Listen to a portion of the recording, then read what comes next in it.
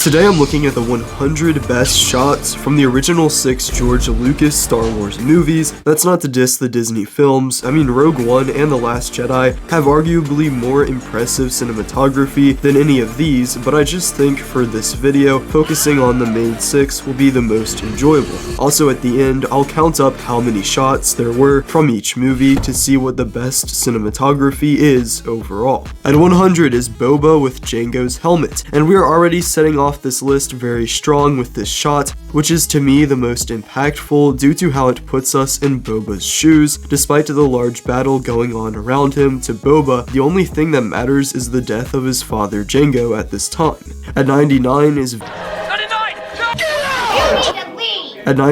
is Vader talking to Palpatine's hologram. This is in many ways the precursor to Snoke's massive hologram in The Force Awakens, and the architecture in the background is one of the more elegant sets from the original trilogy. At 98 is the Battle of Naboo flying down. Here we were flung into a new era of Star Wars space battles with this shot that shows the Naboo militia diving towards the Lucre Hulk below. At 97 is the Executor Star Destroyer at Hoth. You know what's better than Star Destroyers? Even bigger Star Destroyers. And here we see just that with the Executor. Also having the planet Hoth in the background makes it seem even bigger than if it was just in space. At 96 is inside Oto Gunga. Oto Gunga was one of the most unique designs in the prequel trilogy, and seeing this wide shot with all of the deep aquatic oranges and purples is a very majestic image. At 95 is lightsabers over Emperor Palpatine, and here is one that is a great symbology for really the whole saga,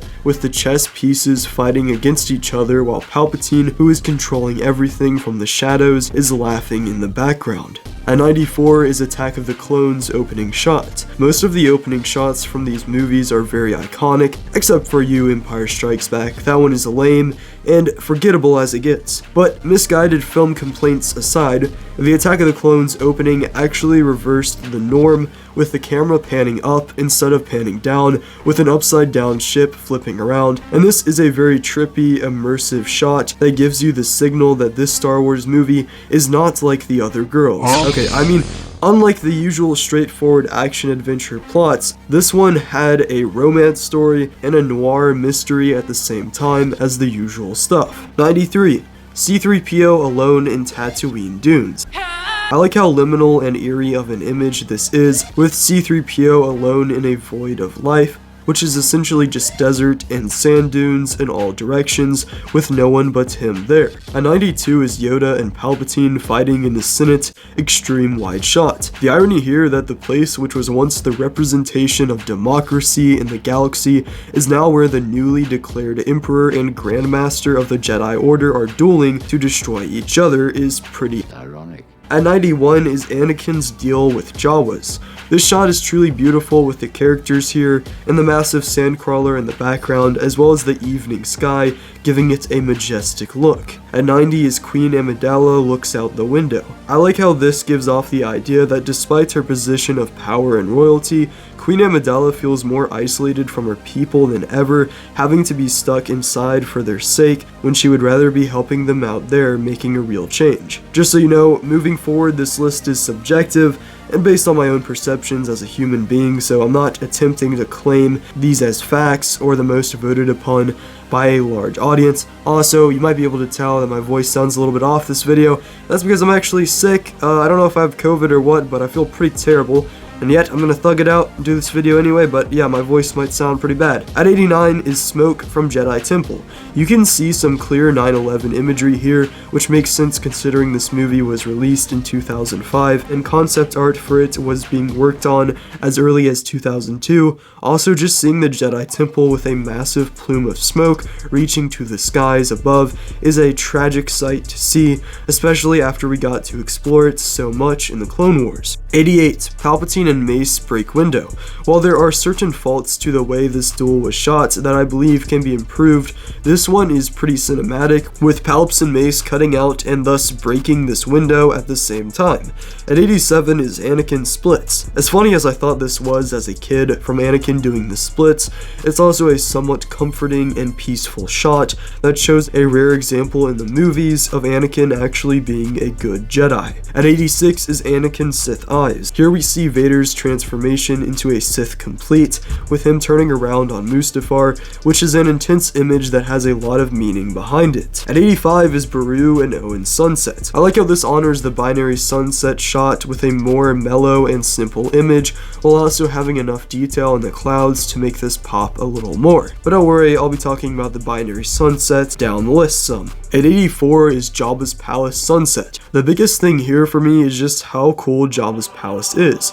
Cross that with a well-composed shot, and that puts it on the list. At 83 is the victory celebration on Yavin 4. The symmetry and flawless nature of this shot looks very pleasing to the eye, and it has significance seeing the whole Rebel army honor Luke and Han and Chewbacca, who in some way or another were previously searching for a place of meaning in the galaxy. At 82 is Anakin and Palpatine at Opera. The Galaxy's Opera is another immensely creative design from the prequels, and not only is the purple bubble background very mystifying, but so is the composition of us looking down at the rest of the Opera House, as is the perspective of Anakin and Palpatine here. At 81 is Star Destroyers almost crash into each other. Seeing the Millennium Falcon maneuver between two different Star Destroyers as they nearly collide just shows how insanely skilled Han Solo is as a pilot. And seeing the underside of three different destroyers here is quite unique. It's not something we usually get to see in the movies. At 80 is Darth Vader rises up. This has a very ominous and tragic look to it, as Anakin, now Vader, will be trapped in the suit for the first time, and this is him rising up, which is pretty ironic considering he has fallen down to the lowest depths of hell he could possibly imagine, but is now born again as a powerful, self-destructive monster of endless terrible potential. One thing that allows for many of these shots to resonate so well with people is something known as the rule of thirds. Basically, with the rule of thirds, you split the screen with 3 vertical lines, and then split the screen with 3 horizontal lines. Okay, that's not true. Let me rephrase that. With the rule of thirds, you split the screen with 2 vertical lines, and then you split the screen horizontally with 2 lines, and then you end up with an equal grid of 9 rectangles. You generally want the focus of a shot to be at one of the central intersections here, and this is a general rule that tends to be followed by filmmakers with a basic knowledge of cinematography. Now, there are also some different variations of this or having them on the far left makes it feel like they're moving ahead to their future, but being on the far right makes it seem like something is about to happen to them that they don't know about. At 79 is the Millennium Falcon leaves Tatooine. This is a very simple yet effective shot, I will say. At 78 is Luke in Carbonite Chamber. I'm honestly amazed at how the art department was able to come up with such futuristic yet lived-in designs that look so good when framed upright for the Star Wars movies, that being the original trilogy specifically. At 77 is R2-D2 on Tatooine at sunset. While this is a very intense image that arguably has some bad aging matte paintings, at least I think that's a matte painting, I almost have an appreciation for its imperfect nature, which gives it a certain charm, especially on an alien world where such a look might be more plausible than on Earth. 76 is the Jedi Temple under attack. This is simply a well-designed frame that shows us the majesty of the Jedi Temple with the intensity of the fight between the Jedi and clones at the same time. At 75 is Anakin approaches Obi-Wan on droid. I'll admit I'm kind of obsessed with Mustafar. I just think it looks amazing, but this shot is in some ways reminiscent of the C-3PO shot on Tatooine we mentioned earlier, where we have our character very small with more of the background showing, which is completely empty.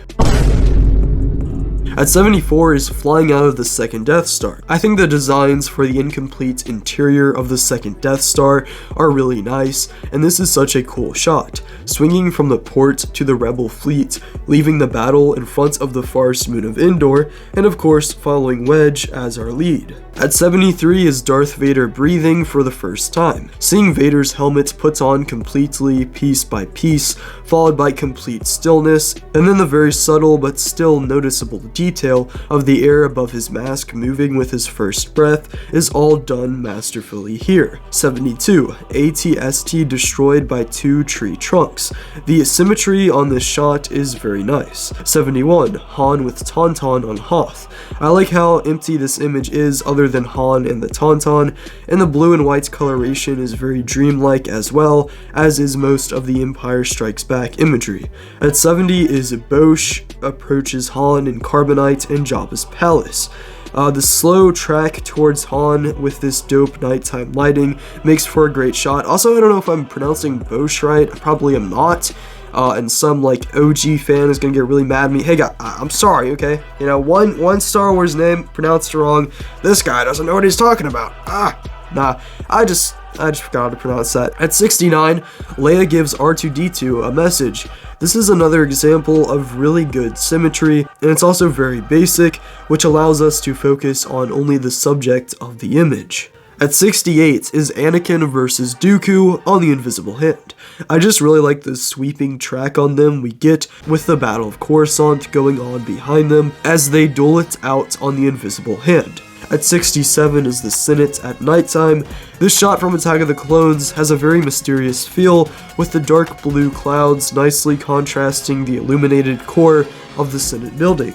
At 66 is inside the Jedi Temple at night, which is, funny enough, during Order 66.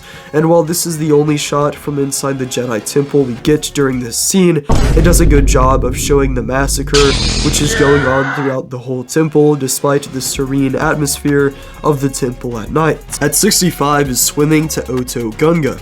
Like I mentioned earlier, Oto Gunga is a very cool design, and this is a nearly perfect shot, revealing the hidden underwater city here. The fish swimming past add to the slow reveal of the city as well. 64. Mace Windu standing in front of Jedi at Geonosis. This is simply an encapsulation of my favorite scene in Attack of the Clones, with all of the Jedi led by Mace Windu here, and the large plumes of smoke in the background of the arena from the disastrous battle that just occurred. At 63 is the Jedi Circle surrounded in arena. Here we see the Jedi circled in a very quick shot that shows how deadly this many battle droids in one spot can be. At 62 is Yoda talking to Chewbacca and Tarful. Here we have another serene nighttime shot from Revenge of the Sith, this time taking place on Kashyyyk. Mourn them do not, miss them do not. Speaking of Yoda, at 61 is Yoda waves at Luke to follow on Dagobah.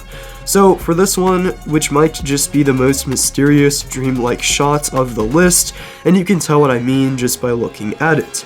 So 60 is Han and Leia Carbonite Chamber. Not only is this kiss between them an important moment and a somewhat cinematic shot, but also the orange lighting around them makes this look quite good. At 59 is Darth Maul double-bladed lightsaber.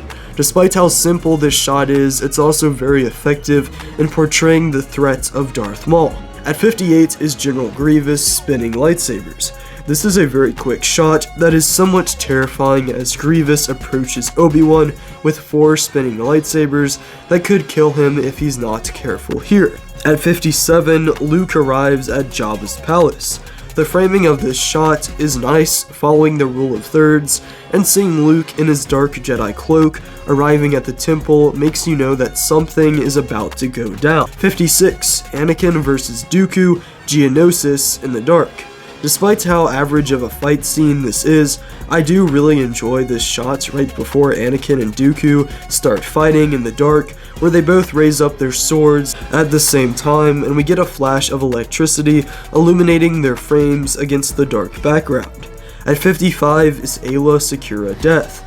This is a very artful shot, which has Ayla's body currently being riddled with blaster bolts, covered by a Felucian plant, which is so tragic. You can really tell by the emotion in my voice. Probably isn't emotion, it's probably just pain because I'm like trying not to die, bro, from being sick right now. At 54 is the Battle of Naboo and forest field impacts.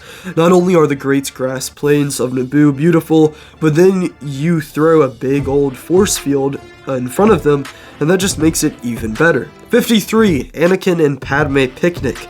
This is another scenic spot on Naboo, which is a great romantic backdrop for this part of the movie.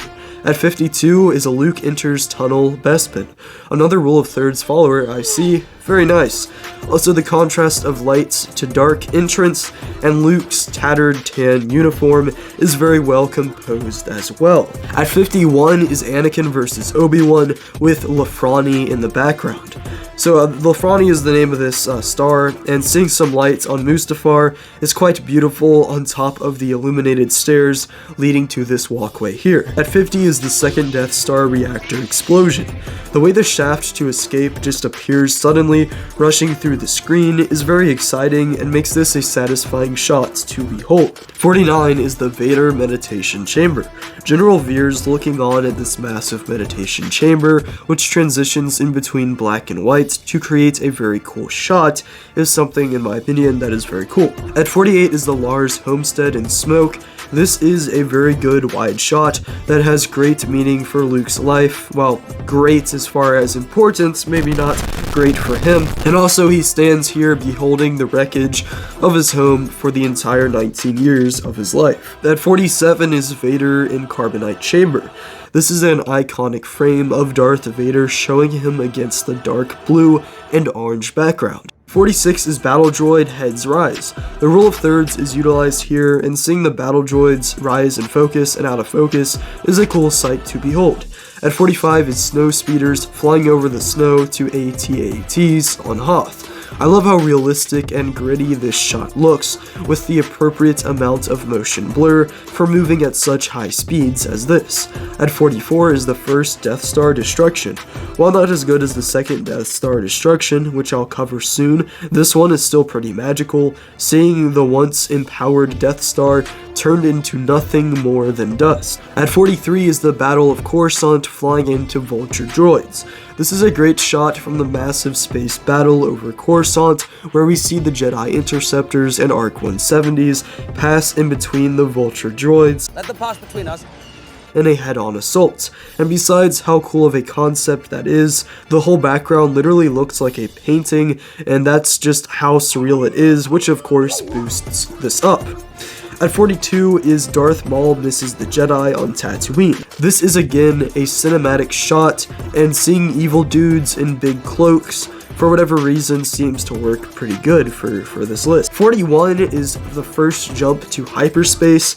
Not only is the framing here great, but this was the first realization to screen of hyperspace we ever got in Star Wars, and fun fact, we never saw the hyperspace tunnel in a Star Wars movie until Return of the Jedi in the Millennium Falcon cockpit for a brief second, and we never saw the tunnel from outside the cockpit until The Force Awakens, which is pretty crazy. 40 is Vader versus Luke, the second Death Star. The meaning behind this shot is great, and in some ways it mirrors the sweeping shot of Anakin and Dooku. 39 is Jedi Force Ghosts. The significance here is too great to ignore. At 38 is Maul vs. Jedi, revealing the plasma chamber. The fact that this shot holds for so long, slowly revealing the plasma refinery, which is almost subconscious as our focus is more on the fight itself at this point, is some really cool stuff. At 37 is the Northern Mustafarians, cracks of lava peeking through here and there, and this is a section of Mustafar's surface I find very interesting. At 36 is Anakin vs. Obi-Wan hallway. For me, the biggest thing is the framing and also the sci-fi interior, which feels more reminiscent of the dual locations from the original trilogy than that from the prequels. At 35 is Naboo at Padme's funeral. Despite how depressing this lighting and scene is, it is also quite serene and beautiful at the same time, fit for such a royal character. At 34 is Cloud City during the daytime. This is yet another dream-like image. At 33 is Vader on operating table. The operating table looks like it's surrounded by the Imperial logo. At 32 is Boba Fett takes Han to his ship. We see this as a very dark and soothing image that shows Boba Fett with the sunset. 31 is the AT-ATs shoot at rebel soldiers. A very iconic shot. At 30 is Anakin cries on Mustafar. The importance of this shot, seeing Anakin feeling regrets after all the terrible acts he has committed, very impactful here, I feel like. 29. Awa flies out of water on Kamino. To me, this is the best showcase of Kamino in many ways because we get to see the native wildlife. At 28 is Anakin and Obi-Wan on pipes. I like the thin focus line for this shot. 27. Sebulba goes up to Anakin. The pod race is overall a visual masterpiece, and seeing Sebulba fit Anakin's pod racer inside of his own is a very threatening moment. At 26, Anakin goes to save his mother. This shot is very iconic, from how determined we see Anakin as he races against the clock to save his mother, which is illustrated by the setting suns on her life here. At 25 is the second Death Star blows up. Like I mentioned before, the second Death Star explosion was even more cinematic than the first. At 24 is Luke and Vader fighting on Bespin platform. The wide shot is good and a very cinematic look with the blue and red lightsabers against the unsaturated background. At 23 is the Coruscant speeder chase flying down at the city lights. 22 is clone troopers fighting through dust. Everyone probably thinks of this when remembering the Battle of Geonosis. At 21 is indoor speeder chase, scout troopers fly forward.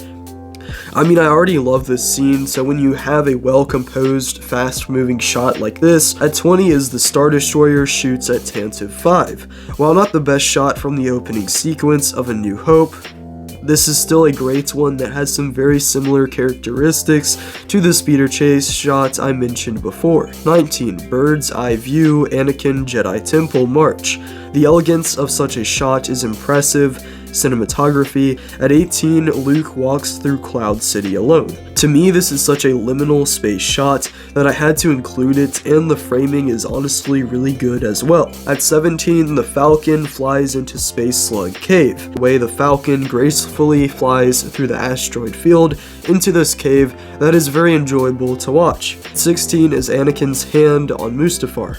This shot is incredible, seeing Anakin with only a single limb left, still managing to crawl up this volcano from his will alone is very cool to me. And this close-up is just so detailed and artful, it really makes you feel like you could really be there on the shores of Mustafar, and it's not just some imaginary painting far, far away. At 15 is Obi-Wan overlooks Qui-Gon meditating. This is easily the most beautiful and cinematic shot of the Darth Maul versus Qui-Gon and Obi-Wan fight. The framing and warping on the reflective floor all come together nicely. At 14 is Luke, Leia, and droids on Medical Frigate. This shot is a nice change from the rest of Empire. At 13 is Darth Vader in hallway. This is the iconic introduction of Darth Vader. 12. Luke hanging on Cloud City. It's just cool to see this massive spire of Cloud City with Luke's blaster falling down. At 11 is the invisible hand comes at camera. This is simply a really fun shot. 10 is the binary sunset. This is of course iconic and perfectly shows Luke Skywalker looking to his future, wanting to be more than a nobody on a farm. 9 is the Battle of Coruscant. Wonder. Probably the longest and most complex shots in all of Star Wars, also almost entirely in CGI, is the opening shot of Revenge of the Sith. At 8 is Anakin argues with Obi-Wan on Mustafar, which greatly shows the anger and borderline insanity of Vader here. At 7 is Luke watches Vader's fire. Here's the shot that concludes the whole saga. At 6, Qui-Gon and Obi-Wan lightsabers through smoke. While some might not agree with this, to me this shot was heavily impactful as a child. 5 is Anakin versus Obi-Wan. This is the centerpiece of the Anakin versus Obi-Wan fight.